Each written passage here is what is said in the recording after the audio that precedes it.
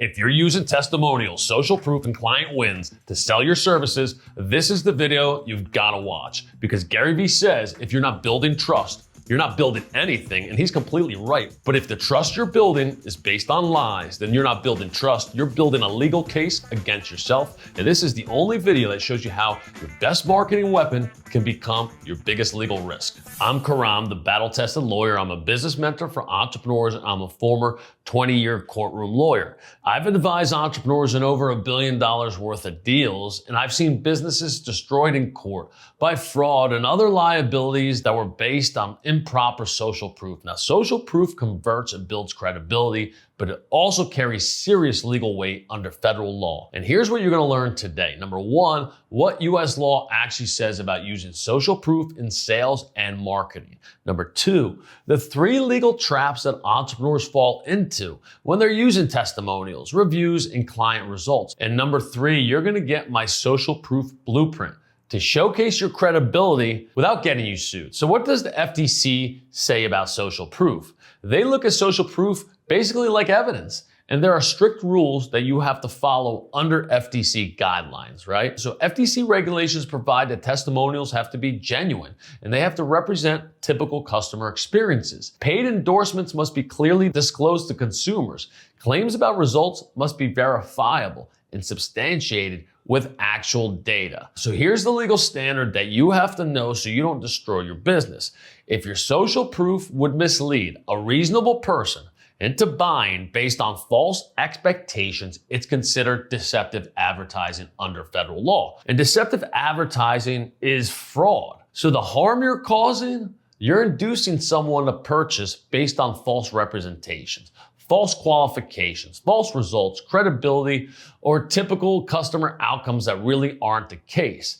The legal risks are huge. Lawsuits from customers, class actions, regulatory actions from the FTC, chargebacks that destroy your payment processing, bans from advertising platforms, and complete reputation collapse that kills your business permanently. So this isn't just about bad marketing. It's really about federal consumer fraud that can result in massive fines and even criminal liability. Now, there's at least 3 big legal traps that entrepreneurs fall into when it comes to their social proof. Now, trap number 1, they use fake or exaggerated testimonials, right? You post something like Kara went from $2K a month to $20K a month just using the system in 60 days.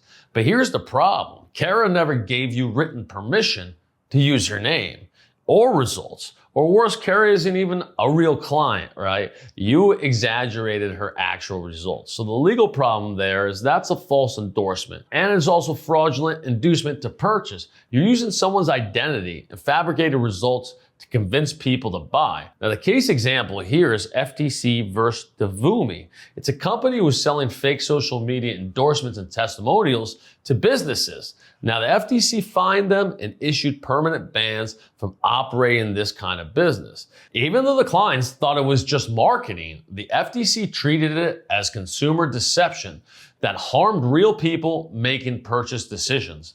The key evidence in that case were screenshots of the fake testimonials because they became exhibits in court that proved the deceptive pattern. Anything you put on the internet is evidence, period. The legal fix here is only use testimonials from real clients who gave you written consent. Get documented permission to use their name, their likeness, and specific results. Disclose if you've provided any benefit, incentive, or compensation for the testimonial. That's required by law. Mistake number 2, results not typical claims without proper disclaimers. We see this all the time. You showcase that I help clients scale from 7 figures in 9 months using my consulting system. Even if this is completely true and documented, if the average client doesn't achieve anywhere near that outcome, you must clearly disclose these results are not typical because they really aren't. So the legal problem here is courts classify this as unsubstantiated success claims. Even real results become legally misleading if they lack the proper context. Under FTC guidelines, when you use exceptional results as marketing, you're implying that customers can expect similar outcomes unless you clearly state otherwise, and those disclaimers have to be tight. Always include Disclaimers that are clear, legally bulletproof, that results are not typical. Individual results will vary based on effort, market conditions, and implementation. I teach entrepreneurs how to shift the burden of results directly to the client, right? So mistake number 3 is undisclosed paid endorsements. And you see this all the time. You feature a glowing review. This program completely changed my business and my life, but this testimonial came from someone you gave a commission-free course, a discount, or any other sort of compensation to. You see this all the time with celebrities, and you didn't disclose that relationship. If that person received anything of value in exchange for the endorsement, and it's not clearly disclosed, that's a direct FTC violation, and it's really serious. It can trigger federal investigation. Now, the case on point here is FTC versus Teamy. That was a supplement company that paid influencers to post positive reviews about their products without requiring proper disclosure. Now, the influencers posted testimonials that looked organic. They were great, but they were actually paid endorsements that weren't disclosed properly. So the company was forced to pay a $15 million settlement and implement permanent monitoring of all influencer partnerships. The evidence that destroyed them was clear. They were the social media posts and payment records that proved the undisclosed financial relationships, and that's a big problem. So the legal fix is to require clear disclosure with the hashtag ad, and to do it properly according to the FTC, and seek an attorney who knows how to do that. Keep documented proof of disclosure compliance. Never edit out disclaimers from case studies or new clips. So here's your battle-tested checklist to make sure that your social proof is legally bulletproof. Number 1, get written consent from every client before using their name, likeness, or testimonial marketing. Number 2, store backup evidence and documentation for every result-based claim you make. And number 3, always include proper disclaimers for earning outcomes or performance claims, any claim. Number 4, clearly disclose any compensation, incentives, or benefits provided for testimonials or endorsements. Number 5, keep an organized archive of all your social proof used in ads, sale pages,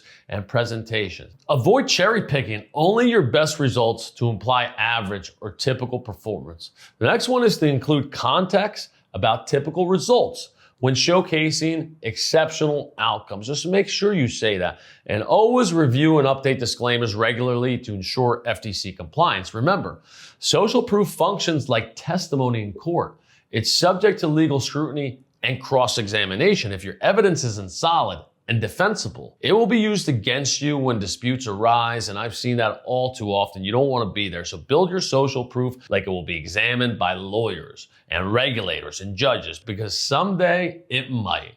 And trust is your currency in your business. Fake social proof might convert well initially till the chargebacks, investigations, lawsuits hit, and you get a bad reputation. So don't just build social proof for conversion. Build legal social proof of your credibility that can withstand scrutiny. Now that you understand how to legally bulletproof your social proof, we need to talk about your DMs, because a lot of entrepreneurs are using DMs to sell, but they're not legally compliant. So check out my next video. Click on the link below where I can show you how to DM for sales without liability.